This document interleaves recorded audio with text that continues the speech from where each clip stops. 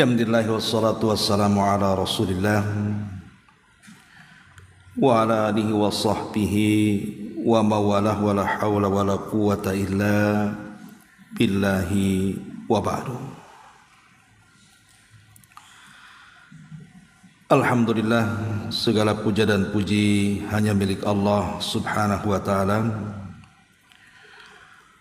Salawat dan juga salam kita hadiahkan kepada Rasul kita Nabi besar Muhammad sallallahu alaihi wa ala alihi wasallam. Ma'asyiral muslimat rahimakumullah. Karena berhubung besok kalau Allah takdirkan bulan terlihat nanti sore, insyaallah mungkin kita sudah masuk Ramadan di hari Sabtu. Maka pembahasan tetap masih membahas seputar Ramadan. Kalau minggu yang lalu kita bicara soal amalan-amalan yang harus dikerjakan di bulan Ramadan, maka kajian di pagi hari ini kita akan fokuskan kepada 20 faedah bagi orang-orang yang berpuasa di bulan Ramadan. Jadi kita fokuskan kepada ibadah puasa, karena ini ibadah inti di bulan Ramadan. Ma'asyiral muslimat yang dimuliakan Allah subhanahu wa ta'ala, di dalam Al-Quranul Karim, ayat yang sering kita dengar apabila datang bulan Ramadan, dan saya kira ibu-ibu sudah hafal ayat ini. Allah subhanahu wa ta'ala berfirman, Ya ayyuhalladzina amanu kutiba alaikumus siyam kama kutiba alal ladzina min qablikum la'allakum tattaqun. Wahai orang-orang yang beriman, panggilan iman ini bukan panggilan biasa, Bu. Karena panggilan ini panggilan khusus. Sebab dalam Quran itu ada dua panggilan.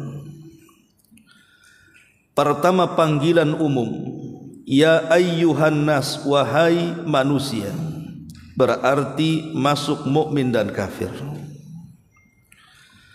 Yang kedua, Ya ayyuhalladzina amanu, berarti tidak masuk orang kafir, hanya orang-orang yang beriman saja. Maka siapapun yang merasa beriman wajib terpanggil dengan ayat ini. Makanya Abdullah ibn Mas'ud radhiyallahu an mengatakan, kalau ada panggilan iman dalam Quran, fa'ar'i laha sam'ak, maka perhatikan dengan seksama apa yang akan dipanggil Allah di dalam ayat ini. Bisa saja panggilan iman ini setelahnya adalah sebuah perintah besar yang harus dilaksanakan, atau sebuah larangan yang berbahaya yang harus ditinggalkan. Lah dalam panggilan ayat ini Allah katakan kutiba alaikumus siyam, diwajibkan atas kalian berpuasa. Kama kutiba alal ladzina min qablikum, sebagaimana puasa ini diwajibkan kepada umat sebelum kalian. Maknanya Ibrahim mewajibkan puasa kepada umatnya, Nabi Nuh mewajibkan puasa kepada umatnya, Nabi Saleh mewajibkan puasa kepada umatnya, Nabi Syuaib mewajibkan puasa kepada umatnya, Nabi Musa, Nabi Isa, bahkan seluruh para nabi mewajibkan puasa kepada umatnya. Kama kutiba alal ladzina min qablikum, sebagaimana diwajibkan puasa ini kepada umat sebelum kalian. Puasa ini, Bu, hakikatnya adalah al-ibtila minallah, ujian dari Allah subhanahu wa ta'ala.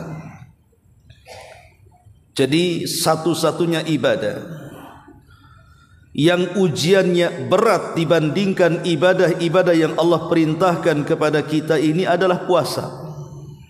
Gimana tidak berat ujiannya? Kita dilarang makan, kita dilarang minum, bahkan kita harus menahan syahwat. Bahkan lebih daripada itu, kita dilarang untuk memandang yang haram, mendengarkan yang haram, bicara tentang perkara haram ataupun melangkahkan ke tempat-tempat haram. Jadi puasa ini memang ibtila, ujian dari Allah subhanahu wa ta'ala. Apakah kita sanggup melaksanakan ibadah yang satu ini ataukah gagal di tengah jalan?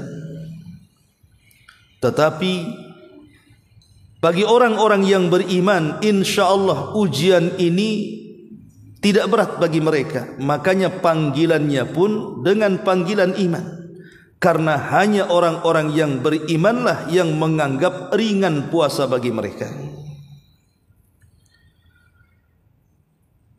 Walaupun puasa ini ujian bagi kita umat Islam, tetapi sebenarnya kalau kita banding-bandingkan dengan puasa umat dulu, umat Islam ini masih ringan. Contoh, Bani Israel itu diwajibkan juga kepada mereka puasa.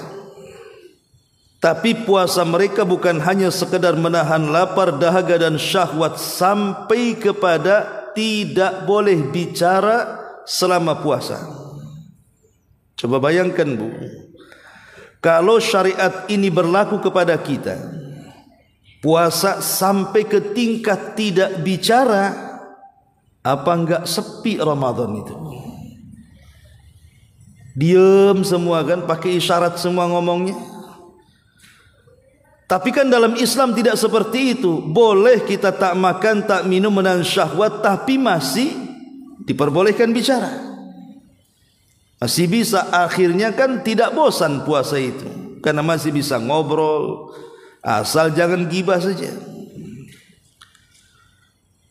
Kemudian juga yang kedua yang dimudahkan adalah umat Islam ini masih diperbolehkan sahur.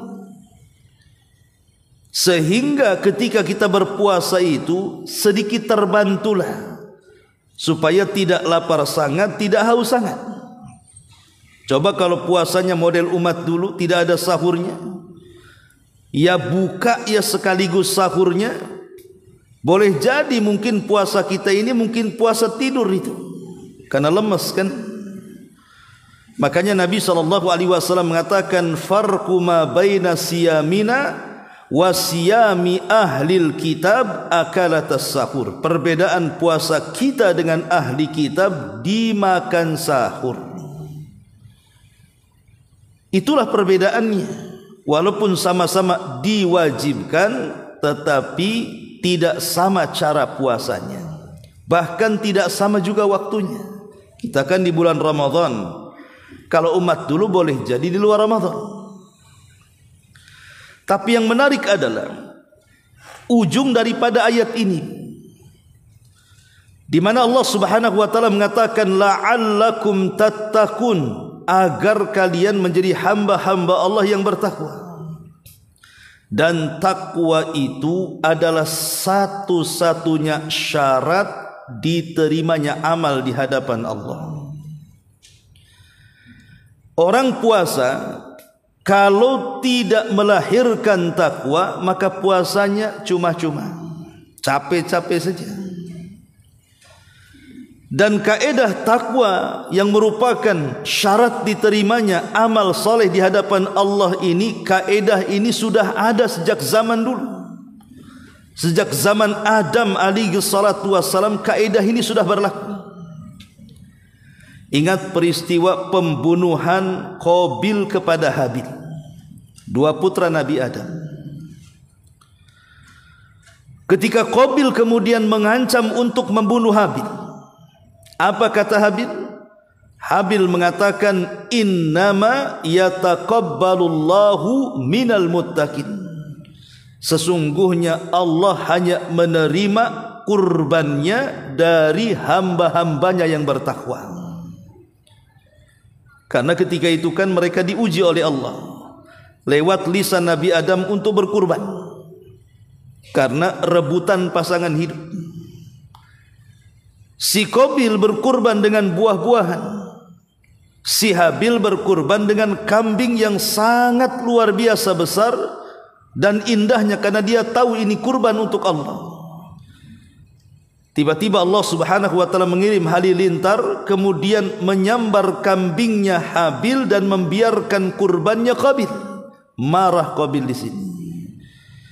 Makanya karena dia kalah dalam pertaruhan kurban kepada Allah, dia mengancam, la aqtulannak, saya akan bunuh engkau wahai Habil. Tapi Habil menjelaskan kenapa kurbannya diterima, kenapa kurban Qabil ditolak. Disinilah kemudian Habil mengatakan, innama yataqabbalullahu minal muttaqin, sesungguhnya Allah hanya menerima kurban orang yang bertakwa saja. Jadi kaidah takwa dalam penerimaan amal itu sudah ada sejak zaman Nabi Adam. Maka kalau dalam syariat puasa kemudian Allah tutup kata-katanya la'allakum tattaqun, agar kalian bertakwa, berarti kalau puasa kita tidak melahirkan takwa, maka puasa kita percuma dan tertolak. Kalau ingin diterima puasa kita, maka lahirkan dari puasa ini ketakwaan kita kepada Allah Subhanahu wa taala. Bagaimana caranya? Dalam sebuah hadis Nabi SAW membuat syarat kalau puasa ibu ingin sampai ke level takwa. Apa kata Nabi SAW? Rasul sallallahu alaihi wasallam bersabda, kullu amal ibni adam lahu illa siyam fa innahu li wa ana ajzi bi was-siyamu junnatun idza kana yaumu saumi ahadikum fala yarfus wala yaskhab fa in syabahu ahadun aw qatalahu falyakul inimru'un saimun.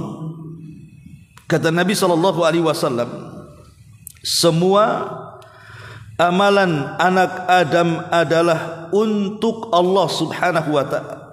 Semua amalan anak Adam itu untuk yang mengamalkannya, kecuali puasa. Puasa itu untukku, kata Allah, dan aku yang akan membalasnya. Puasa adalah perisai, kata Rasul. Maka jika salah seorang di antara kalian berpuasa, janganlah yarfus. Yarfus itu artinya berkata-kata keji. Wala yaskhab. Ada yang mentafsirkan yaskhab itu berteriak-teriak atau mengumbar amarah.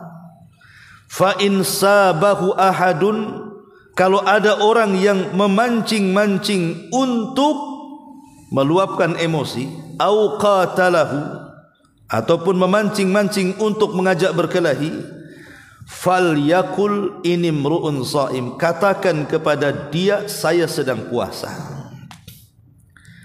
Lihat bagaimana di sini syaratnya, Bu. Kalau puasa kita ingin diterima, bukan hanya sekedar menahan lapar, menahan haus ataupun menahan syahwat, tapi lebih daripada itu, kebiasaan-kebiasaan buruk kita sehari-hari juga harus berpuasa. Apa itu? Pertama, wala yarfus. Yarfus ini mengeluarkan kata-kata kotor. Apakah berupa ghibah, berupa namimah, menghina, mencaci, memaki, merendahkan. Pokoknya ucapan yang mengandung dosa, maka jangan dilakukan. Bukan hanya setakat itu, Bu. Allah Rasul mengatakan wala yaskhab, bahkan marah saja tidak boleh. Jadi kalau seandainya ada orang memancing-mancing ibu untuk ibu emosi, kalau ibu sampai terpancing emosi, puasanya juga masalah jadinya. Lihat bagaimana puasa melahirkan sabar. Sampai ke marah saja tidak boleh. Okelah mungkin ibu tidak membalas cacian orang dengan cacian, makian orang dengan makian, gibahan orang dengan gibahan. Tapi terkadang untuk tidak marah ini kan sulit. Mestilah ada marahnya kan Bu. Tapi ingat, orang yang berpuasa tidak boleh marah. Ini yang berat masalahnya. Puasa itu tidak boleh marah. Makanya di bulan Ramadan itu perbanyak senyum. Bukan nampak senyum tapi hatinya terbakar, bukan. Bahkan kalau seandainya dipancing-pancing kata Rasulullah, kalau ada orang yang mancing-mancing kita sampai mengajak berkelahi umpamanya, tetap kita harus santai, kita harus tenang, katakan kepada dia, afwan saya lagi puasa. Lihat indahnya puasa itu. Kita tidak boleh mengeluarkan kata-kata kotor, emosi saja tidak boleh, bahkan tidak boleh terpancing dengan kemarahan, bahkan kita katakan afwan saya sedang berpuasa. Kalau level puasa kita sampai ke taraf seperti ini, insyaallah la'allakum tattaqun itu akan kita capai. Makanya di bulan Ramadan kalau bisa hindari tempat-tempat yang membuat ibu emosi. Umpamanya pasar, bolehlah ke pasar, jangan lama-lama. Sebab pasar itu kan tempat orang teriak-teriak. Ustaz saya ini pedagang masalahnya, macam mana tak ke pasar? Ya kalau ibu pedagang ya harus betul-betul ekstra sabarnya lagi. Bedakan gitu teriakan ibu berdagang di Ramadan dengan di luar Ramadan. Jangan sampai kemudian puasa kita ini hanya sah saja tapi tidak sampai kepada derajat takwa. Ini yang paling penting dalam puasa itu. Jadi bukan hanya sekedar menjaga perut dari lapar, haus dan syahwat, tapi lebih daripada itu mampu mengendalikan dirinya saat berpuasa. Yang menarik lagi adalah dalam hadis ini Nabi SAW mengatakan as-saumu li wa ana azibih, puasa itu milikku kata Allah, aku yang akan membalasnya. Kenapa sedemikian tingginya nilai puasa sampai Allah katakan bahwa puasa itu untukku, puasa itu milikku dan aku langsung yang akan membalasnya. Bu, ibadah puasa dengan ibadah yang lain itu beda. Kalau ibadah-ibadah dari rukun-rukun Islam atau ibadah-ibadah yang lain itu sifatnya amal. Tapi kalau puasa itu sifatnya meninggalkan amal. Yang satu mengamalkan, yang satu meninggalkan amal. Itu bedanya di situ. Kalau puasa amal kan disuruh, salat itu kan suruhan namanya, disuruh takbir kita, disuruh ruku kita, disuruh tasyahud sampai kepada salam. Zakat juga amal, disuruhnya kita mengeluarkan harta kita 2,5% kemudian dizakatkan. Haji juga amal. Tapi puasa itu bukan amal. Puasa itu at-tarku wan niyah, dia hanya sekedar meninggalkan dan cukup dengan niat. Meninggalkan makan, meninggalkan minum, meninggalkan syahwat. Puasa itu tidak ada amalan. Dia hanya meninggalkan saja, meninggalkan maksiat. Makanya karena inti puasa itu adalah diniat meninggalkan, sehingga para malaikat sampai tidak tahu orang ini puasa atau tidak puasa. Kalau sholat malaikat tahu, makanya dicatat. Kalau haji malaikat tahu, makanya dicatat.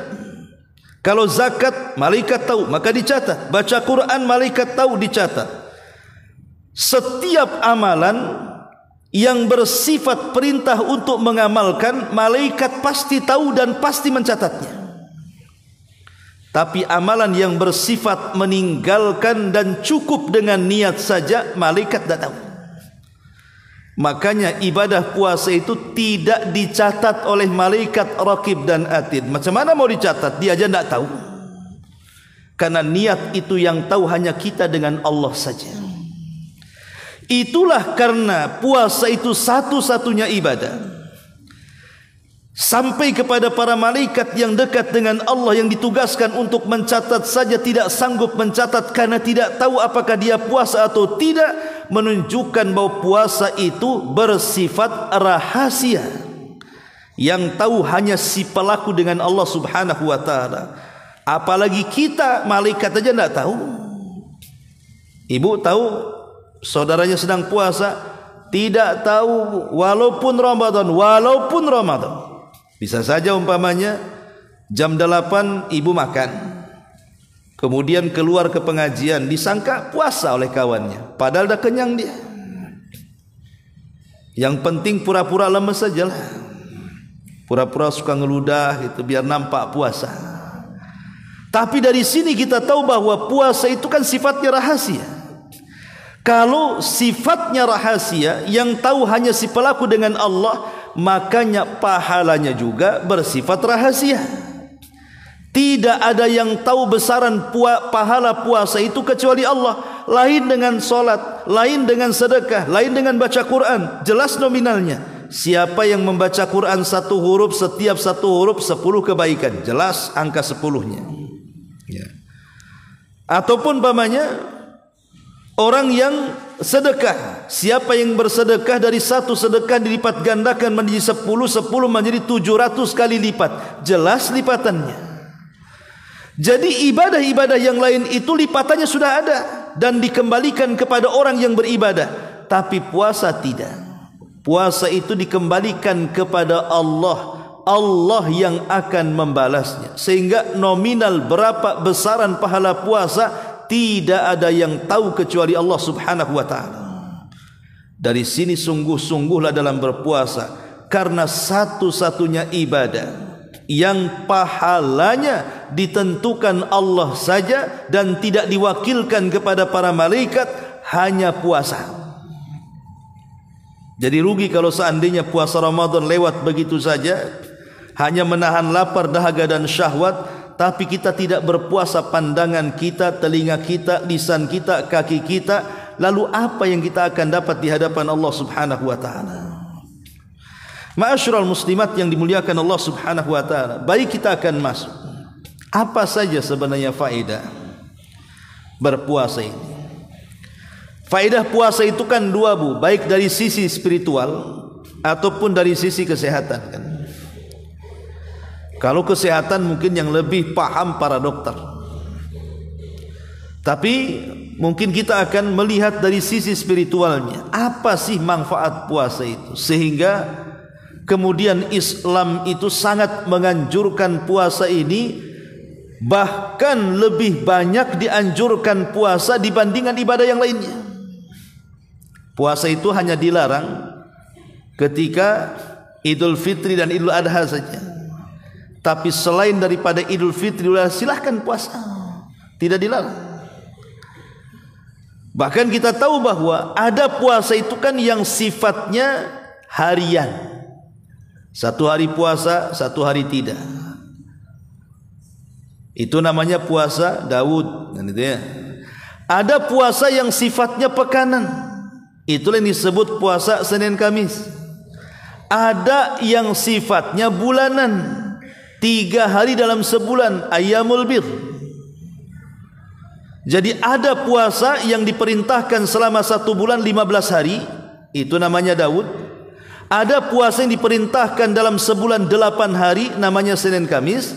Ada puasa yang diperintahkan dalam sebulan itu 3 hari, namanya Ayyamul Bir. Tapi ada puasa yang diperintahkan sebulan penuh 30 hari, itu namanya puasa Ramadan. Dan ini menunjukkan perhatian Allah akan sayangnya kepada hambanya. Disuruhnya kita sehat, Bu. Disuruhnya kita sehat kan.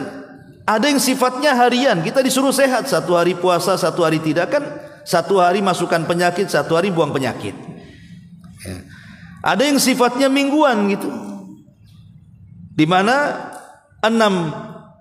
dari 7 hari itu kan 5 hari kita masukkan tuh makanan.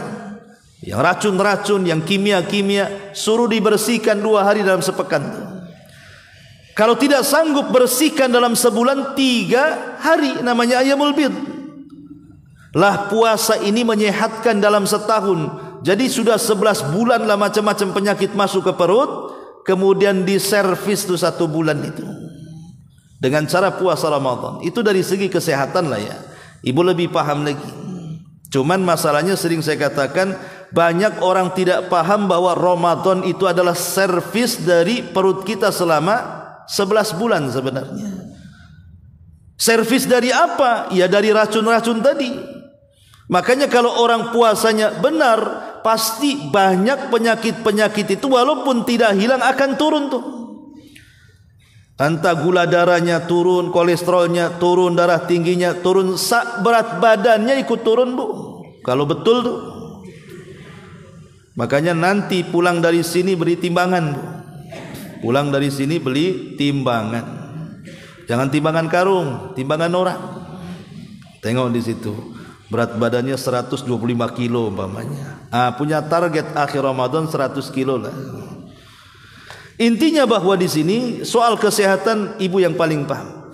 Tapi yang jelas bahwa secara spiritual yang pertama, puasa ini bisa menjauhkan kita dari neraka, dan inilah kesuksesan yang sesungguhnya. Dalam Al-Quran Allah Subhanahu wa ta'ala mengatakan, "Faman zuhziha 'anil nar wa udkhilal jannah faqad faz wa mal hayatud dunya illa mataul ghurur." Siapapun, kata Allah, yang berhasil dikeluarkan dari api neraka kemudian dimasukkan ke dalam sorga, itulah kesuksesan yang nyata. Jadi orang kalau tidak dimasukkan ke dalam neraka dan dimasukkan ke dalam sorga, itulah orang yang sukses yang sesungguhnya. Bukan orang miskin kemudian jadi kaya, orang biasa kemudian jadi pejabat. Itu sukses sementara tuh. Tapi kalau orang dikeluarkan dari api neraka dimasukkan ke dalam sorga, itulah kesuksesan yang abadi yang nyata. Karena dia akan mendapatkan kenikmatan selama-lamanya. Lah puasa itu disabdakan oleh Rasul, "Ma min 'abdin yasumu yawman fi sabilillah illa ba'adallahu wajhahu anin nari sab'ina kharifah." Kata Nabi SAW, tidaklah seorang hamba yang berpuasa di jalan Allah kecuali akan Allah jauhkan dia dengan puasanya dari neraka itu sejauh 70 musim. Al-Imam Ibnu Hajar menyebutkan dalam kitabnya Fathul Bari, maksud 70 musim di sini artinya 70 tahun perjalanan. Kira-kira nih bu, kalau ibu jalan kaki 70 tahun tidak berhenti sampai mana tuh kira-kira tuh? 70 tahun loh tidak berhenti. Artinya mulai dari ibu lahir, orok itu sudah jalan kaki tuh. Sampai usia 70 tahun baru berhenti. Kira-kira sampai mana tuh? Lah, itulah jarak kita dijauhkan dari api neraka tuh. Ini kan luar biasa. Ini yang pertama. Yang kedua, jalan mudah menuju sorga. Puasa itu jalan yang paling mudah menuju sorga. Ada seorang sahabat datang kepada Rasul, kemudian mengatakan, "Ya Rasulullah, dullani ala amalin adkhulu bihil jannah." Rasul, bisa enggak engkau menunjukkan kepadaku sebuah jalan yang kalau aku amalkan aku bisa masuk ke dalam sorga? Maka Nabi mengatakan, "Alaika bisawm fa innahu la mithla lahu." Kata Rasul, hendaklah engkau banyak-banyak melaksanakan puasa karena tidak ada yang semisal dengan puasa, kata Rasul. Lihat kata-kata, tidak ada yang semisal dengan puasa. Artinya amalan yang paling banyak memudahkan orang masuk ke dalam sorga itu adalah puasa. Kenapa? Ini kan pertanyaannya. Kok bisa? Kenapa pula puasa yang paling banyak memasukkan orang ke sorga? Bukankah solat amalan yang afdal? Bukankah zakat juga amalan yang afdal? Bukankah haji afdal juga, bahkan menggabungkan antara harta dan juga tenaga? Banyak amalan-amalan afdal. Lantas kemudian kenapa mesti puasa yang dipilih? Kemarin saya sudah jelaskan kepada ibu, karena satu-satunya ibadah yang tidak mungkin pahalanya dirampas kecuali puasa. Kalau ibu datang menghadap Allah nanti pada hari kiamat membawa pahala solat, ada kemungkinan pahala itu diambil orang. Kalau ibu datang menghadap Allah dengan pahala zakat, ada kemungkinan dicuri orang. Kalau ibu datang menghadap Allah dengan pahala-pahala sedekahnya, baca Qur'annya, birrul walidainnya, sebutkan ibadah-ibadah yang lainnya, itu ada kemungkinan untuk diambil orang. Tapi puasa tidak. Puasa itu tidak akan diambil sama orang. Macam mana mau diambil, Bu? Pahalanya dipegang Allah. Tapi kalau amalan yang lain pahalanya dipegang kita.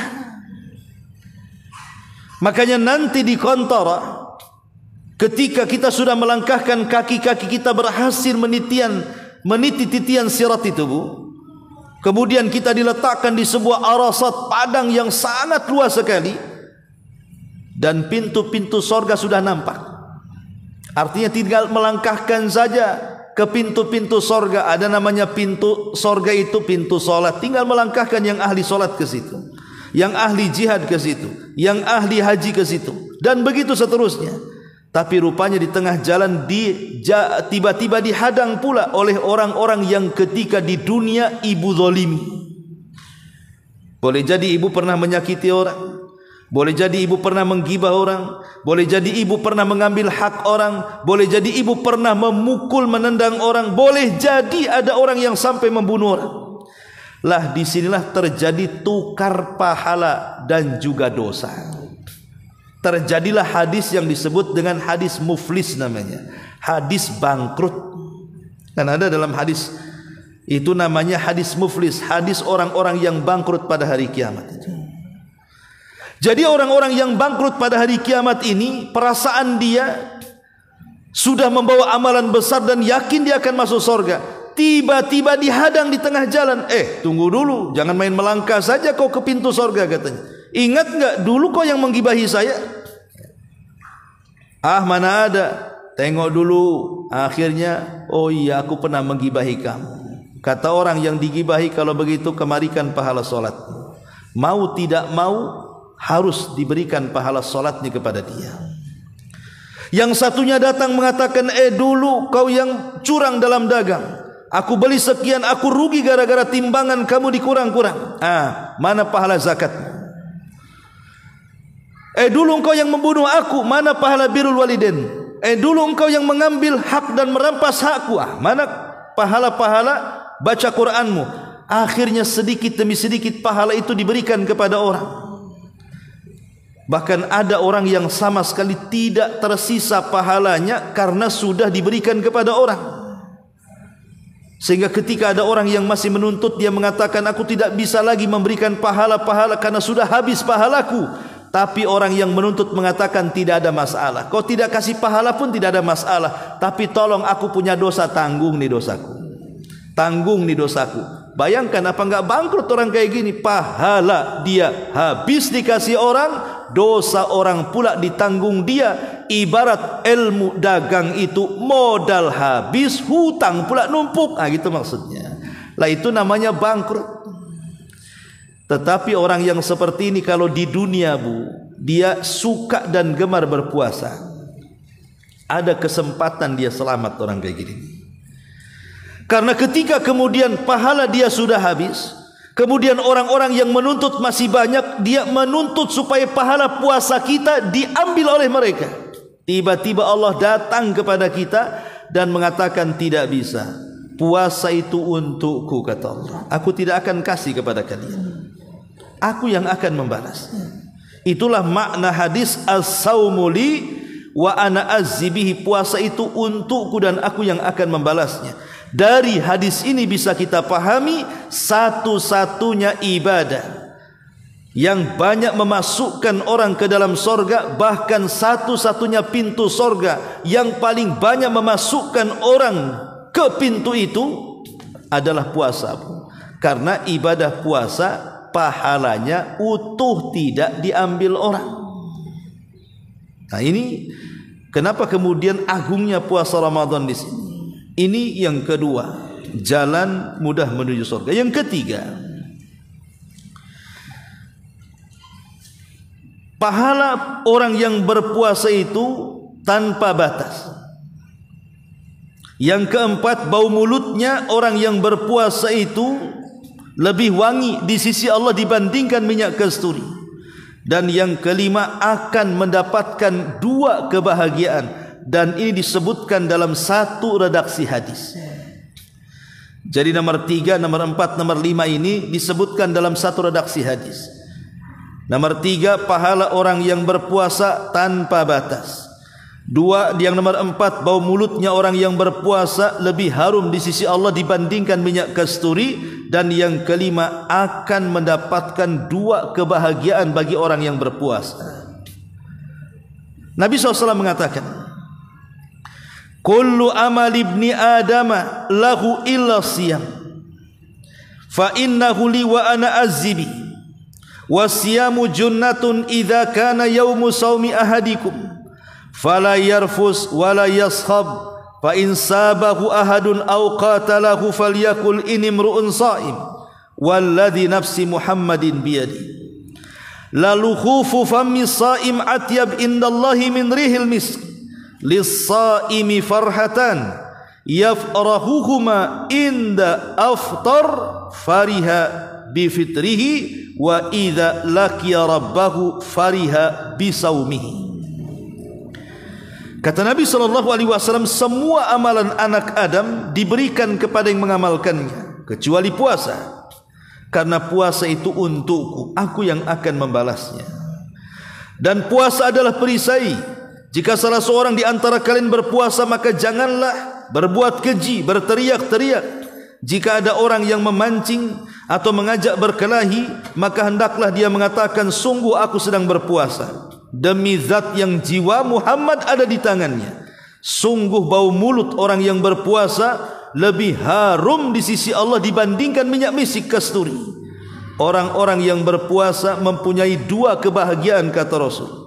1, kebahagiaan saat dia berbuka dengan makanan yang dimakannya, dan yang kedua, berbahagia ketika berjumpa dengan Rabb-Nya dengan puasanya. Dari hadis ini ada 3 faedah yang saya sudah sebutkan tadi, di mana pahala orang yang berpuasa tanpa batas. Kenapa pahala orang yang berpuasa tanpa batas, Bu? Karena di balik puasa itu ada ibadah sabar. Sabar itu kan sifatnya meninggalkan. Dan sabar dengan 3 tingkatannya ada dalam puasa. Sabar itu kan 3 tingkatan, Bu ya. Yang paling tinggi sabar ketika melaksanakan perintah. Kemudian di bawahnya sabar ketika menjauhi larangan. Kemudian di bawahnya sabar ketika menghadapi qada dan qadar Allah. 3-tiganya ada di puasa. Pertama, sabar ketika melaksanakan ketaatan. Ya, karena orang yang berpuasa harus meninggalkan karena Allah. Dia harus meninggalkan karena Allah. Makanya panggilan yang saya sebutkan di awal, ya ayyuhalladzina amanu kutiba alaikumusiyam, wahai orang-orang yang beriman diwajibkan kepada kalian berpuasa. Maksudnya iman di sini adalah ta'atan lillah. Kita berpuasa dalam rangka mentaati perintah Allah Subhanahu wa taala. Kata Allah jangan makan, ya jangan makan. Kata Allah jangan minum, ya jangan minum. Kata Allah jangan melakukan hubungan, jangan melakukan hubungan. Jadi kita meninggalkan sesuatu itu semua karena Allah Subhanahu wa taala, dalam rangka mentaati Allah. Ini satu. Yang kedua, sabar ketika meninggalkan kemaksiatan. Sebab kalau seandainya orang yang berpuasa memang dia menahan lapar, memang dia menahan haus, menahan syahwat, tapi kalau maksiat jalan terus, dia tidak sabar, percuma puasanya, Bu. Puasa tapi rajin gibahnya, puasa tapi rajin namimahnya, apa gunanya puasa? Seolah-olah seperti itu. Atau sabar ketika menghadapi qada dan qadar. Yang namanya kalau tidak minum haus itu takdir. Kalau tidak makan lapar itu sudah takdir. Maka kita harus beriman. Lah karena sabar dengan 3 tingkatannya itu ada dalam puasa. Kalau kita mampu mempraktekkan 3 sabar dalam puasa ini, maka kita akan difirmankan Allah Subhanahu wa taala, innama yuwaffas sabiruna ajrahum bighairi hisab. Allah akan membalas orang-orang yang sabar itu tanpa batas. Subhanallah, pahala orang yang berpuasa tanpa batas. Ini yang pertama. Yang kedua, dari hadis ini juga, bau mulut orang yang berpuasa itu lebih harum dibandingkan bau mulut orang yang berpuasa lebih harum di sisi Allah dibandingkan minyak kasturi. Dalam ilmu parfum, dunia parfum, minyak kasturi itu minyak yang paling harum. Karena susah masalahnya, mengambil biangnya saja susah, Bu. Bukan biang kerok, ya. Biang minyak. Coba bayangkan, Bu, minyak kasturi itu kan diambil dari menjangan. Tahu menjangan, Bu? Kijang. Ya. Kijang ini harus lari sekencang-kencangnya udah dikejar, kijang liar. Kemudian maaf nanti dari kemaluannya diikat gitu ya. Kemudian ada 1 tetes. Itulah biangnya, cuma setetes itu saja. Itu sudah larinya harus dikejar ke sana kemari itu sampai dia kelelahan, baru diikat. Kemudian netes sedikit, itulah biangnya itu. Bayangkan. Dari darah, ya, dari darah yang namanya kijang lari kan darahnya sedang ini. Itu dari inti darahnya kijang itu sebenarnya. Itulah minyak kasturi itu biangnya itu. Susahnya tuh. Kalau sekarang kok banyak Ustaz, itu palsu, Bu. Itu nama aja minyak kasturi, bukan isinya mungkin minyak jelantah pula tuh. Itu susah kalau yang asli minyak kasturi itu. Ya. Tetapi orang yang berpuasa, Bu, itu bau mulutnya di sisi Allah, catatan ya, bukan di sisi orang ya, Bu ya. Jangan pula ibu manggil orang kawannya sini ditiup pula mukanya. Wangi enggak? Ya enggak wangi lah. Kalau ibu sahurnya makan sate ya bau kambing lah kan. Jadi maksudnya di sisi adalah di sisi Allah. Dan ini satu keistimewaan bagi orang yang berpuasa. Karena al-jaza min jinsil amal, yang namanya balasan itu disesuaikan dengan amalannya. Ketika kita berpuasa kan bau mulut kita enggak enak, Bu. Orang yang berpuasa itu bau mulutnya enggak enak. Di sisi manusia gitu maksudnya. Tapi sebagai balasannya di sisi Allah lebih harum dibandingkan minyak kasturi.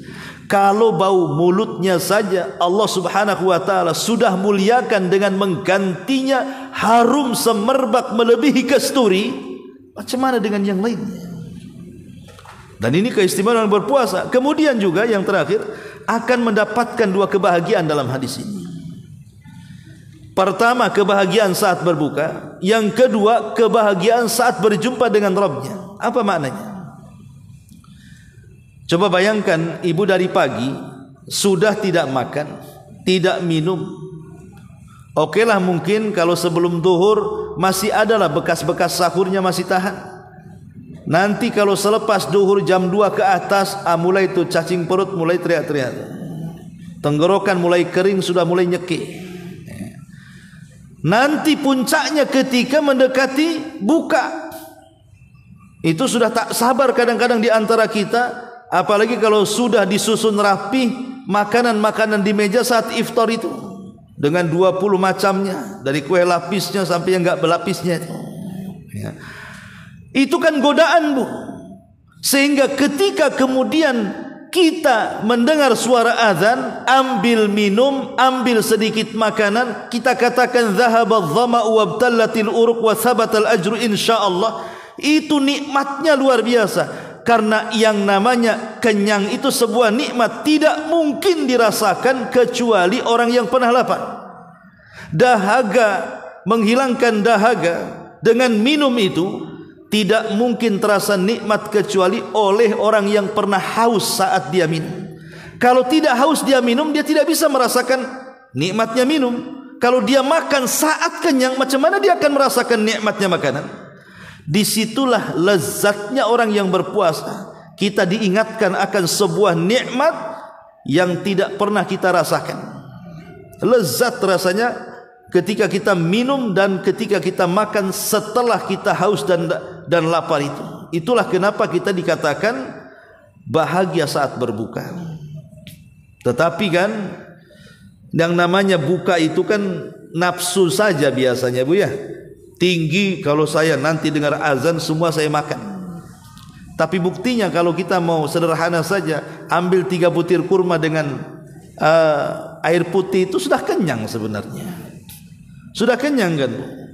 Apalagi air putihnya 1 galon. Makin kan? Bukan maksud saya begini, kan ada orang yang terkalahkan dengan nafsunya. Kadang-kadang ya contohlah, kalau tradisi di Batam tuh kan banyak ibu-ibu yang malas masak.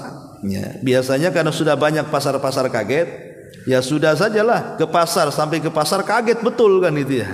Karena banyak macam di situ. Bahkan ada makanan yang di luar Ramadan tidak muncul, di luar Ramadan banyak pula makanan itu. Seolah-olah makanan khusus Ramadan itu. Celakanya dibeli semua satu pasar itu. Bawa pulang. Kemudian disusun rapi di meja. Sambil menghayal kapan maghrib. Kalau sudah maghrib, kalau mungkin orang itu berfikir tentang ibadah, insya Allah dia pasti akan menjadikan makanan itu 3 fase. Kalau dia masih mikir ibadah itu pasti akan dibuat 3 fase. Pertama fase yang penting batallah puasa kan. Kurma, air putih. Karena ibu harus sholat maghrib. Ya. Nanti habis sholat maghrib ke isya itu kan panjang waktunya. Bolehlah kita sikit-sikit kita makan. Ya.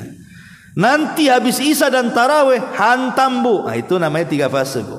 Ya. Ini enggak. Fase kedua dan ketiga digabung dengan fase pertama, Bu. Saat berbuka itu semua yang dimakan. Bayangkan makanan satu meja pindah ke perut, gimana ceritanya tuh? Agak nggak bisa. Jangankan isya, jangankan tarawih, maghrib saja ngantuk, Bu. Lah ini bahaya yang seperti ini. Lalu apa faedah Rasul mengatakan, walaupun hadisnya lemah ya, puasalah kalian maka kalian akan sehat.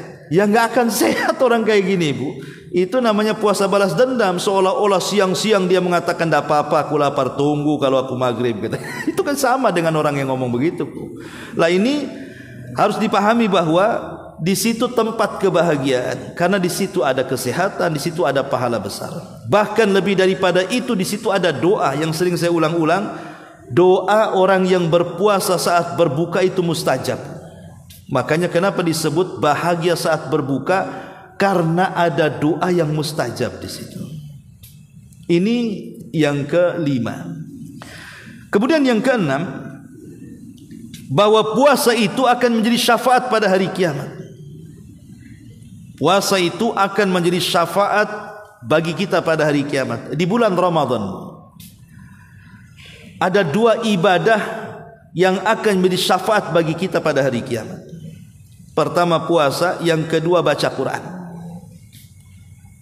Pertama puasa, yang kedua baca Quran.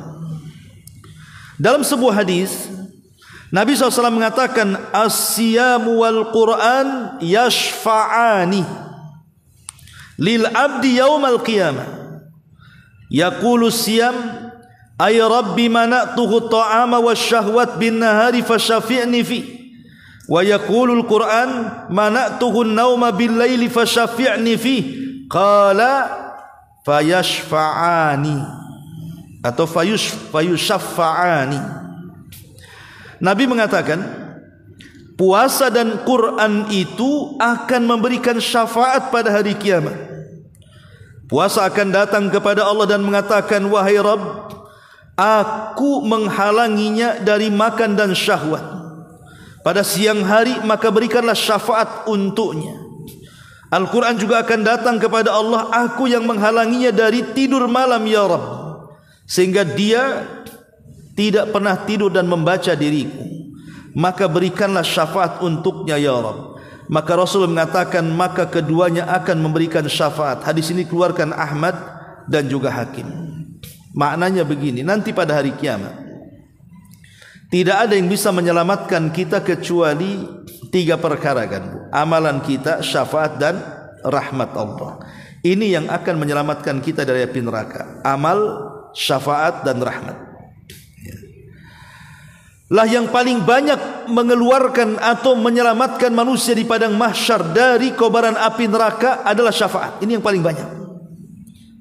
Karena syafaat ini macam-macam bentuknya. Ada syafaat para nabi, ada syafaat para siddiqin, ada syafaat para syuhada, macam-macam syafaat ini.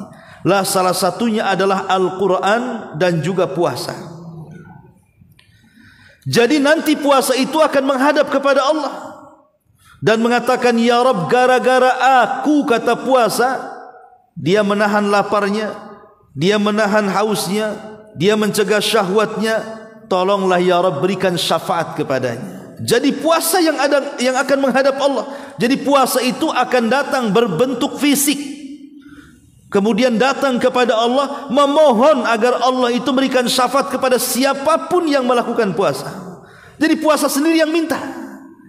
Termasuk juga Quran akan datang kepada Allah dan mengatakan, ya Rabb, gara-gara aku, kata Quran, orang ini tidak bisa tidur karena dia habiskan malam-malamnya hanya untuk membaca Quran. Tolonglah ya Rabb, kata Al-Quran, berikan syafaat kepada dia. Maka Rasul mengatakan, Allah pun mengizinkan puasa dan syafaat, memberikan syafaat kepada orang-orang yang melakukannya. Maka ini sebuah kesempatan.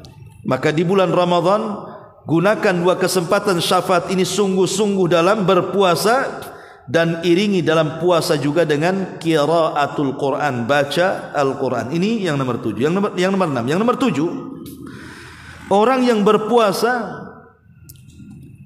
akan mendapatkan pintu khusus di sorga. Namanya Babu Rayyan, pintu Rayyan.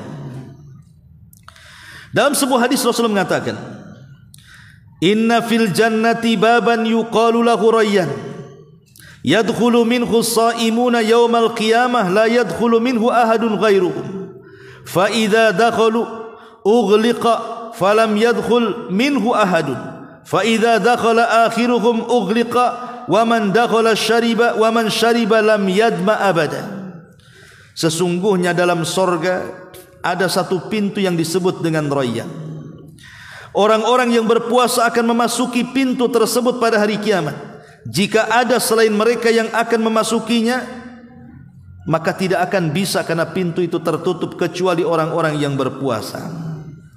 Maka kata Rasul, barang siapa yang masuk dari pintu itu, maka ia akan minum dari minuman sorga. Barang siapa yang minum dari minuman sorga dari pintu itu, maka dia tidak akan haus selamanya. Makanya pintu itu disebut Rayyan. Rayyan itu artinya orang yang kekenyangan ketika minum. Ya, pintu yang menjadikan haus akan hilang. Karena di dunia kita menahan haus kan, maka sebagai balasannya kita dimasukkan dari pintu itu. Di pintu itu disediakan minuman tuh. Kalau kita minum selamanya tidak akan pernah haus. Nah, itu namanya Babu Rayyan. Ya, pintu namanya Rayyan karena pintu sorga itu kan ada 8. Nah, salah satunya adalah Babu Rayyan. Ini yang ke-8. Yang ke-7. Yang ke-8, puasa itu Bu, bisa menghapuskan dosa-dosa yang berkaitan dengan hak-hak yang kita remehkan dalam kehidupan. Contoh pamannya ibu nih. Ibu kan punya suami. Terkadang kan adalah saat-saatnya ibu tidak bisa melayan suami. Ada hak-hak yang harusnya ibu tunaikan kepada suami, ibu lalaikan. Boleh jadi satu malam suami meminta jatahnya, ibu tolak, akhirnya suami marah, ibu tak tahu. Itu kan berdosa, karena ibu dilaknat sampai subuh. Atau suami lagi lapar, ibu tak pekah, karena ibu makan sendiri umpamanya. Masak yang ibu sukai, suami tak suka, diam saja, makanya gemuk ibu, suami makin kurus umpamanya. Ya, kan ada terkadang hak-hak istri itu dia tidak paham bahwa suami punya hak di situ. Atau ibu punya anak, boleh jadi mungkin ibu itu tidak mendidik anak dengan baik, adalah keteledoran, lupa mengingatkan sholat, lupa mengajarkan akhlak, lupa menyuruh ngaji dan begitu seterusnya. Atau mungkin ibu punya keteledoran dengan tetangga contohnya. Kurang menghormati tetangga, kurang menyapa tetangga. Ya, karena mungkin ibu baru di rumah situ, nyumpet aja di rumah, tidak keluar-keluar. Sekali gas meledak disangka teroris umpamanya. Ya. Kan ada orang-orang itu yang terkadang lalai memberikan haknya kepada suaminya, kepada anaknya, kepada tetangganya. Lah kelalaian hak-hak seperti itu bisa dihapuskan dengan puasa supaya mereka tidak menuntut. Disitulah kemudian Rasulullah SAW mengatakan dalam sebuah hadis, fitnatur rajuli fi ahlihi wa malihi wa jarihi tukaffiruha salatu wassiyamu wassadaqah. Fitnah ataupun musibah seseorang baik kepada keluarganya, baik kepada hartanya, baik kepada anak-anaknya atau kepada tetangganya, maka bisa dihapuskan dengan salat ataupun puasa kata Rasul. Dan juga sedekah. Di sini ada kalimat puasa. Jadi puasa juga bisalah kemudian menghapuskan fitnah-fitnah tadi. Dan ini luar biasa kan gitu. Betapa banyak hak-hak kita yang kita teledorkan. Kenapa pentingnya kita ini melakukan puasa sampai seperti itu nanti pada hari kiamat? Karena ada ayat yang mengatakan, yauma yafirrul mar'u min akhi wa ummihi wa abi wa sahibatihi wa bani likulli imri'in minhum yauma idzin sya'nun yugni. Pada hari itu kawan lari dari kawannya, orang tua lari dari anaknya, anak dan istrinya lari dari pasangannya. Kok bisa lari bu? Di dunia itu kan maunya dekat, di akhirat mau lari malah. Aneh di akhirat ini. Di dunia kalau kita ketemu suami senang, ketemu istri senang, ketemu anak senang, ketemu orang tua senang. Di akhirat nggak senang kita ini. Kalau bisa suami jangan ketemu istrinya. Kalau bisa anak lari dari orang tuanya. Kalau bisa orang tua lari dari anaknya. Nggak senang mereka itu. Kenapa coba? Ulama tafsir mengatakan karena khawatir kalau ketemu pahalanya diambil. Kalau ketemu pahalanya diambil. Ini suami istri kalau ketemu takut pahalanya diambil. Nanti anak dengan orang tua kalau ketemu takut pahalanya diambil. Kenapa? Karena yang namanya di dunia hak-hak itu mesti ada yang kurang lah. Boleh jadi suami nuntut, dulu malam ini aku minta kau tak kasih. Mana pahalamu? Lari istrinya kan. Istrinya juga ngomong sama suami, kau mau lari kemana? Tanggal sekian kau belum ngasih uang bulanan umpamanya. Ya, kan bisa saja tuh.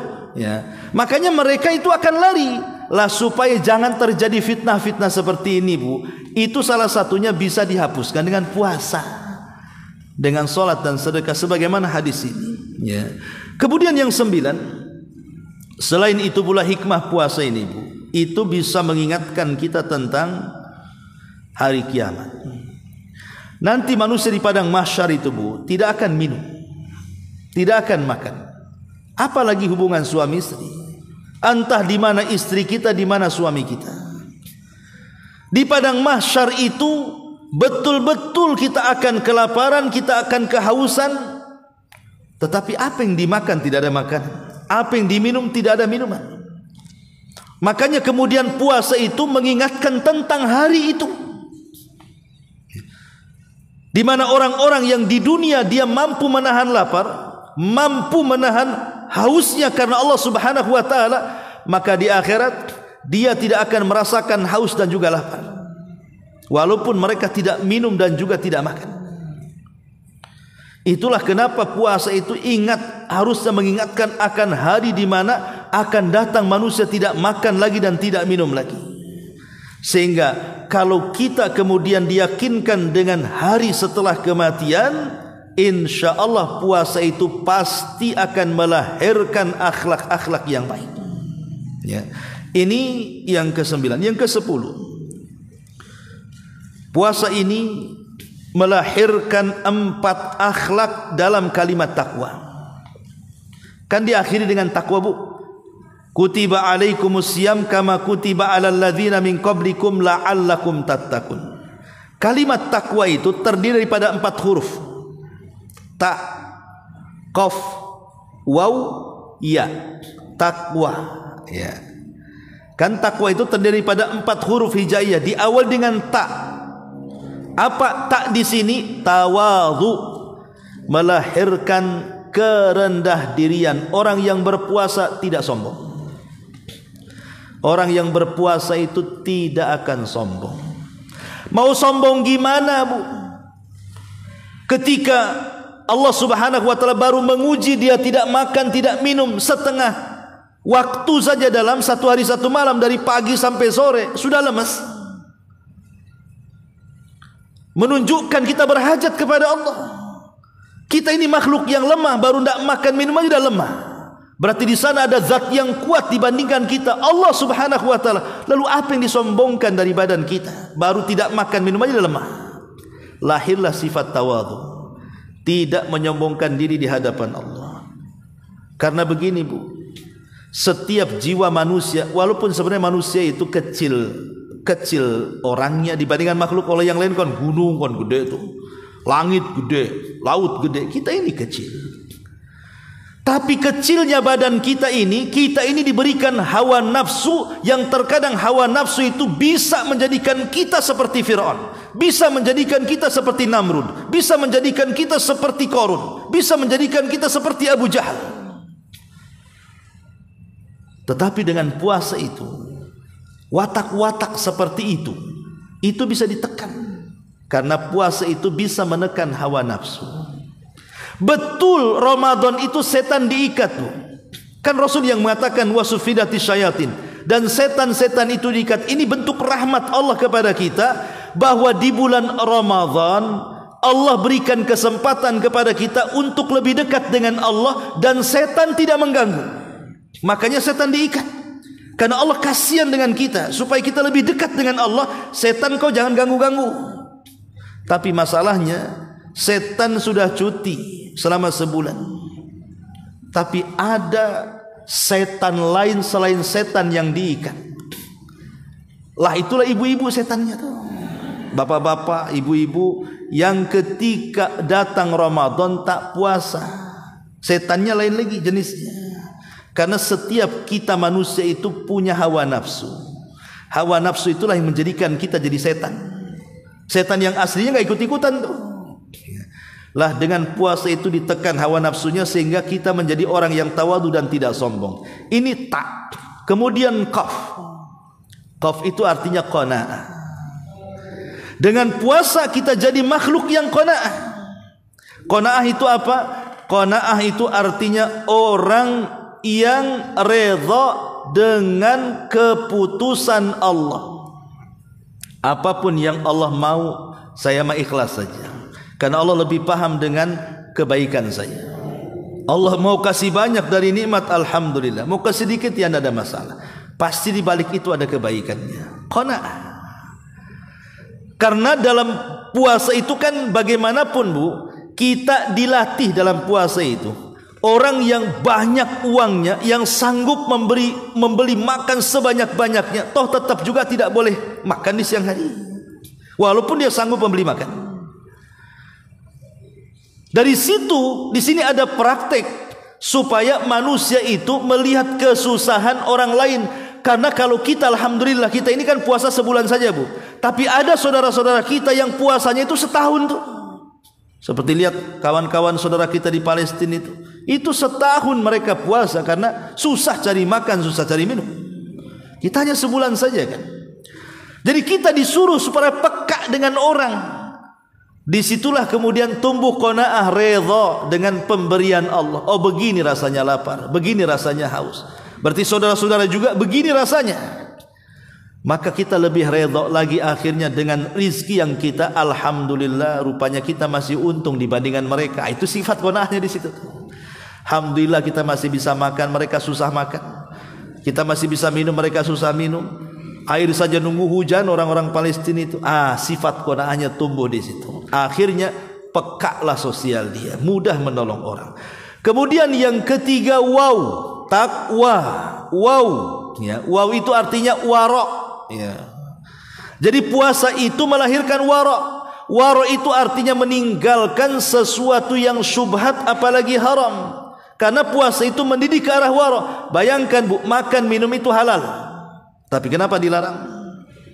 Berhubungan suami istri itu halal, tapi kenapa dilarang? Untuk membiasakan kalau yang mubah saja ketika puasa dilarang untuk makan, dilarang untuk minum, dilarang untuk melakukan hubungan, apalagi yang syubhat, apalagi yang haram. Nah, itu lahirlah wara di situ. Ya. Kemudian niat yang terakhir, yakin. Yakin. Lahir keyakinan bahwa di sana ada Allah Subhanahu wa taala. Kalau saya puasa, saya yakin dengan perintah Allah, dan saya yakin di balik puasa ini ada pahala besar. Ada pertolongan Allah, ada penjagaan Allah. Allah tidak mungkin saya biarkan kalau saya berpuasa, dan begitu seterusnya. Maka lahir 4 sifat dari puasa diambil dari kalimat takwa. Lahirlah tawadu, tidak sombong. Lahirlah qanaah, hidup kesederhanaan. Lahirlah wara', tidak melakukan dosa. Lahirlah keyakinan bahwa yakin dengan ibadah ini kita pasti masuk surga. Ini diantara hikmah daripada puasa diambil dari kalimat takwa itu. Ma'asyiral muslimat yang dimuliakan Allah Subhanahu wa taala. Kemudian juga di antara faedah takwa, faedah puasa adalah kita lebih bisa menjaga lisan kita. Dan lisan ini satu-satunya anggota badan manusia yang paling banyak melakukan dosa. Ya, pandangan bisa saja melakukan dosa, memandang yang haram. Telinga juga sama, kaki juga sama, melangkahkan ke tempat haram. Tapi kalau dikalkulasi kuantitas lisan saat melakukan dosa itu lebih banyak dibandingkan anggota badan lainnya. Lisan ini, makanya kenapa paling banyak memasukkan orang ke neraka itu bukan karena tangan, bukan karena kaki, bukan karena mata, bukan karena telinga, karena lisan. Lah puasa itu melatih agar kita tidak melakukan dosa-dosa lisan. Karena orang yang berpuasa secara otomatis juga memang malas ngomong kan. Makanya curiga kalau ibu kok ngomong terus Ramadan, jangan puasa ibu. Ya. Karena orang puasa itu malas bicara biasanya. Walaupun katanya kalau seorang ibu itu satu hari berapa ribu tuh? 20.000 ya. Kalimat yang harus keluar itu ya. Berapa ribu? 20.000 katanya. Seorang wanita itu setiap hari kalimat yang harus dikeluarkan. Kalau tidak keluar 20.000 pusing itu. Makanya pertama kali yang jadi korban itu suami biasanya. Dia ngomel sama suaminya, mau ngomel sama tetangganya gimana? Diomeli suaminya, biar 20.000 kalimat itu keluar tuh, biar kosong otaknya katanya. Intinya bahwa lisan ini bisa terjaga di bulan Ramadan. Tadi hadisnya seperti yang tadi saya katakan, kalau seseorang itu sedang berpuasa, fala yarfus, artinya tidak mengeluarkan kata-kata kotor. Terjaga lisan kita di bulan Ramadan. Kemudian juga yang nomor 12, puasa adalah ibadah yang tidak ada tandingannya. Tidak ada yang semisal dengan puasa. Karena puasa itu dari sisi manapun itu manfaatnya ada. Sisi spiritualnya jelas, sisi manfaat akhlaknya juga jelas, sisi kesehatannya juga jelas. Makanya wajar kalau puasa itu tidak ada satupun agama kecuali diwajibkan kepada mereka. Tidak mungkin sebuah ibadah yang kewajibannya merata kepada sebuah agama kalau tidak mulia dan tidak ada sesuatu yang lebih di dalamnya. Makanya kemudian Rasul mengatakan bahwa puasa itu alaika bisaumi fa innahu la mithla lahu. Berpuasalah engkau karena tidak ada yang sebanding dengan puasa. Dari segi pahalanya dan begitu seterusnya. Dari segi sabarnya, dari segi akhlaknya, banyak pokoknya. Intinya tidak sebanding dengan yang lainnya. Kemudian yang nomor 13, menggugurkan pahala. Dan itulah makna daripada puasa Ramadan. Kenapa puasa Ramadan itu menggugurkan dosa? Karena Ramadan itu diambil 3 huruf, Ra, Mim, Dhad.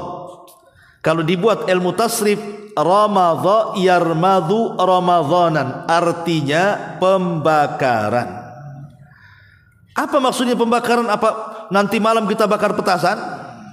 Kita bakar mercon, kita bakar sampah? Bukan, yang kita suruh bakar itu dosa. Ya. Karena kebetulan di waktu pensyariatan puasa Ramadan di zaman Nabi itu tahun 2 Hijriah, itu udara sedang panas-panasnya terik matahari sehingga kulit-kulit terbakar. Itu di awal puasa tuh. Dan panasnya di sana kan beda dengan panasnya di sini kan. Di sana bisa membakar kulit, Bu. Kalau di sini kan alhamdulillah tidak.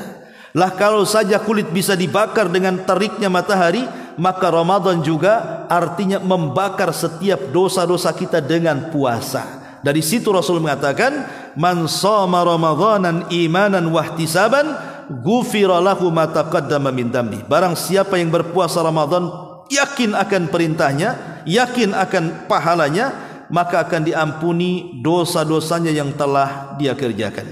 Kemudian yang 14, singkat saja, puasa adalah salah satu wasilah mendapatkan tempat yang tinggi di sorga. Ingat hadis yang pernah saya sampaikan, bahwa di atas sorga itu kan ada tempat-tempat indah, kamar-kamar kaca yang bisa dilihat dari luar dan dari dalam. Sahabat bertanya, Rasul, apakah itu untuk para nabi? Bukan, kata Rasul. Lalu untuk siapa? Salah satunya Rasul mengatakan, liman adama siyam, bagi orang yang suka berpuasa akan mendapatkan kamar-kamar indah di sorga itu. Kemudian yang nomor 15, ibadah puasa adalah ibadah yang satu-satunya mampu mengendalikan hawa nafsu. Satu-satunya ibadah dari seluruh ibadah yang diperintahkan kepada kita yang mampu mengendalikan hawa nafsu adalah puasa. Dari 5 hawa nafsunya. Yang saya katakan 5 hawa nafsu itu maksudnya sumbernya, biangnya. Pertama kemaluan, yang kedua perut, yang ketiga mata, yang keempat lisan, dan yang kelima pergaulan. Inilah sumber hawa nafsu. Sumber hawa nafsu itu 5 kata Imam Ibnul Qayyim. Pertama kemaluan, dari kemaluan orang bisa berzina, melakukan dosa dengan zina. Ya. Kemudian dari perut, memasukkan makanan-makanan yang haram. Bukan hanya zatnya saja yang haram, sampai kepada hasilnya juga haram. Makanya ada istilah orang Indonesia ini aneh katanya. Kalau sama makanan haram takut, babi, anjing makan itu tidak mau. Tapi kalau sama korupsi tidak takut katanya. Sama haram. Ya. Itu kan masuk ke perut tuh. Ya. Kemudian juga dari mata. Maksudnya mata di sini kasratul manam, banyak tidur. Kalau orang sudah tidur, Bu, lupa jam. Kadang-kadang tidur dari pagi sampai sore. Berapa banyak kebaikan yang luput kepada dia, coba. Karena orang tidur itu tidak sadar. Kemudian dari lisan, banyak ngomong. Berapa banyak orang yang ngomongnya banyak, akhirnya banyak keplesetnya. Ketika banyak keplesetnya, banyak dosanya. Kemudian dari pergaulan, betapa banyak teman-teman yang kemudian menyesatkan kita. Tadinya baik berkawan dengan orang jahat jadi jahat. Lah itulah namanya biang daripada hawa nafsu itu ada 5. 5-5-nya bisa dikalahkan dengan puasa. Ingat Rasul pertama kemaluan, kata Rasul, ya ma'syaras syabab, man istata'a minkumul ba'a falyatazawwaj fa innahu aghaddu lil basari wa ahsanu lil faraji. Hei anak muda yang sanggup menikah, menikah, karena itu bisa menundukkan pandangan dan bisa menjaga kemaluan. Faman lam tastati, kalau tidak sanggup kata Rasul, fa alaihi bisaum, puasa engkau. Disuruh puasa tuh yang enggak sanggup kawin, ya. Kemudian yang kedua, perut. Orang puasa enggak makan, enggak minum. Cemana mau masukkan sesuatu ke perut? Ya. Minimalnya bisa mengurangilah tuh syahwat daripada perut itu. Kemudian mata. Orang yang lapar biasanya susah tidur, kecuali kalau ibu begadang malamnya, iyalah dihabiskan tidur siangnya. Tapi kalau malamnya tidurnya normal, insya Allah siang itu orang lapar susah tidur. Kemudian juga apa tadi, lisan. Orang puasa tadi sudah katakan susah, malas bicara kan. Kemudian yang terakhir bergaul. Pasti di bulan Ramadan, apalagi tengah-tengah siang, panas-panas terik, diajak jalan sama kawannya, saya kira nggak ada yang mau, bukan? Takut batal puasanya. Bagus saya ngadam dengan 3 AC di rumah kan. Lebih enak lagi hidup sendiri, apalagi kawannya dengan handphone sekarang ini. Nggak peduli kawan itu yang mau datang itu, karena sudah ada kawan sendiri. Intinya bahwa puasa itu bisa menundukkan 5 hawa nafsu. Ini yang ke-15. Yang ke-16, ya. Puasa ini adalah ibadah yang paling ikhlas. Tadi saya katakan di awal, ibadah puasa itu adalah ibadah yang paling ikhlas. Kenapa? Karena tidak ada yang tahu kecuali si pelaku dengan Allah. Puasa itu ibadah yang paling ikhlas. Susah nilainya ibu. Kalau ibadah yang lain selain puasa itu kemungkinan bisa dinilai. Contoh mamanya ada orang yang berpuasa, ada orang yang sholat ya bu ya. Ibu katakan orang itu sholatnya khusyuk kali ya. Kenapa? Mantap itu, nggak bergerak, ya, bacaannya panjang. Kita bisa nilai ibadah orang. Ataupun sedekah, orang itu kok sedekahnya berani ya. Kok bisa iya nominalnya besar tuh 200 juta tuh nyumbangnya. Bisa kita nilai itu. Ya. Itu hajinya mabrur kayaknya. Kok bisa ngomong dia hajinya mabrur? Iya, dulu sebelum haji tukang teler itu. Tukang mabok. Sekarang tengok ke masjid terus. Bisa kita nilai. Artinya ibadah-ibadah yang sifatnya amalan bisa dinilai. Tapi ibadah puasa saya katakan dari awal tidak bisa dinilai. Macam mana cara nilai orang puasa? Nggak bisa cara nilai puasa. Itu puasanya khusyuk Ustaz, kenapa? Mereng-mereng jalannya lemas tuh katanya. Mana bisa ibu, dia lagi demam itu. Ya. Itu puasanya mantap meludah terus panjang jalan gitu. Habis nanti ludah. Itu lagi sariawan panas dalam bu. Ya, jangan itu nggak bisa. Makanya dikatakan di sini puasa itu ibadah yang paling ikhlas. Ibadah yang paling ikhlas itu puasa. Wajar kalau seandainya satu-satunya ibadah yang hanya Allah saja yang tahu hanyalah puasa. Makanya sehebat apapun orang yang berpuasa itu pasti akan lahir sifat muraqabah. Dari keikhlasan itu lahir sifat muraqabah. Maksudnya begini, ibu berada di sebuah ruangan, nggak ada siapapun di situ. Di depan pula ada jus jeruk, ada keratinde, ya, ada extra jos. Saya kira bu, kalau ibu betul-betul puasa nggak akan disentuh, dimasukkannya ke kulkas itu malah. Padahal nggak ada yang lihat, coba lihat. Karena dia yakin ada yang lihat dia Allah Subhanahu wa taala. Disitulah lahir ikhlas. Ya. Kemudian juga di antara faedah puasa juga lebih daripada itu, ya, melahirkan syukur. Ibadah puasa itu melahirkan syukur. Kemudian juga melahirkan ibadah-ibadah yang dengan puasa itu merangsang ibadah-ibadah yang lain untuk juga terangsang melakukannya. Karena dijauhkan dari maksiat, dijauhkan dari setan, dijauhkan dari hawa nafsu. Makanya orang berpuasa mudah berbuat baik bu. Lihat di bulan Ramadan gara-gara orang puasa, orang bakhil jadi dermawan. Gak pernah ibu sedekah selama 11 bulan, datang puasa rajin ngasih iftar. Hilang ya perasaan bakhilnya itu. Gak pernah ibu pegang-pegang Quran loh, pas dengan puasa Ramadan rajin pula baca Quran. Gak pernah tahajud, tarawih dia. Ya. Itulah akhirnya puasa ini merangsang ibadah yang lain itu. Ya. Karena biasanya di bulan Ramadan tidak ada ibadah yang paling banyak dilakukan kecuali Ramadan kan. Itu rangsangannya dari puasa itu. Masjid yang tadinya kosong jadi ramai. Kalau seandainya ini masjid suka jadi 3 lantai, 3-3-nya itu akan penuh. Tapi tanggal 1 sampai tanggal 10. Kalau tanggal 10 sampai 20 itu yang di atas turun ke bawah semua bu. Ya. Tanggal 20 ke 30 yang di bawah pergi semua. Hilang semua di masjid. Makin maju safnya. Ya. Jadi ini di antara rangsangan-rangsangan ibadah puasa. Dan yang terakhir tentunya ya, ibadah puasa adalah sebuah ibadah mulia. Jangan sampai kemudian ditinggalkan.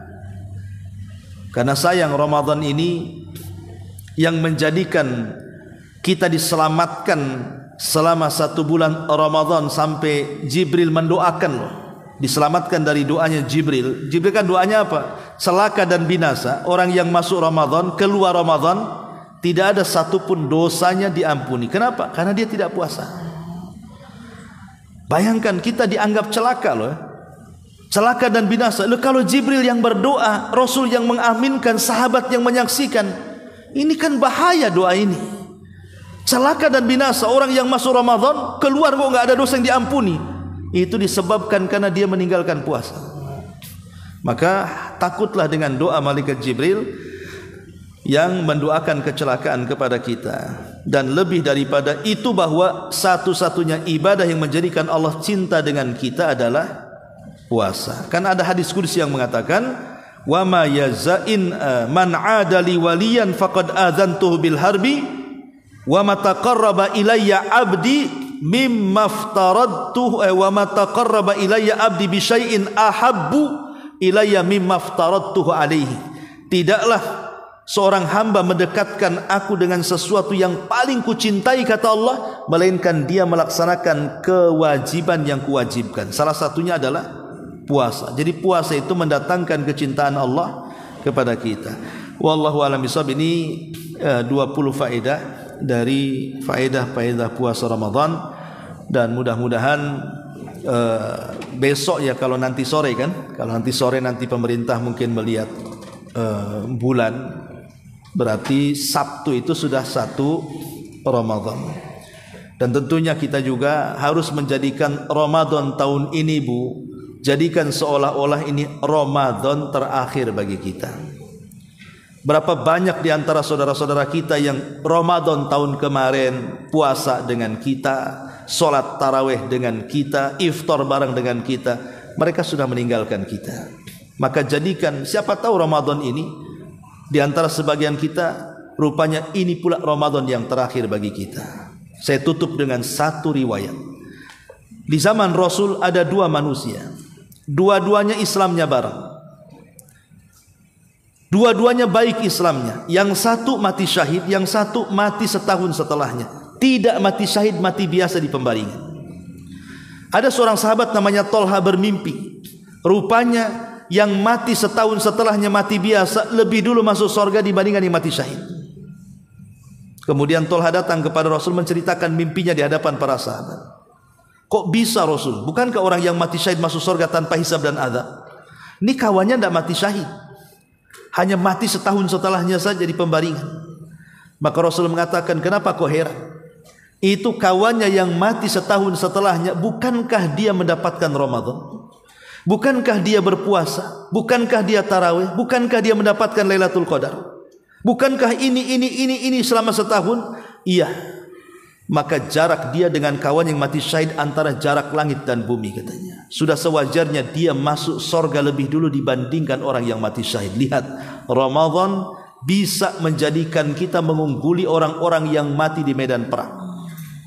Maka jadikan Ramadan ini Ramadan tahun terakhir bagi kita. Mudah-mudahan Allah menyampaikan kita sampai di bulan Ramadan. Baik, kalau ada yang bertanya silakan, kalau tidak ada kita tutup. Oh ya, sudah jam 10 ya. Mungkin ada persiapan Jumat juga. Kita tutup dengan doa kafaratul majlis. Subhanaka wa bihamdika asyhadu an la ilaha illa anta astaghfiruka wa atubu ilaik. Allahu taala alam. Assalamualaikum warahmatullahi wabarakatuh.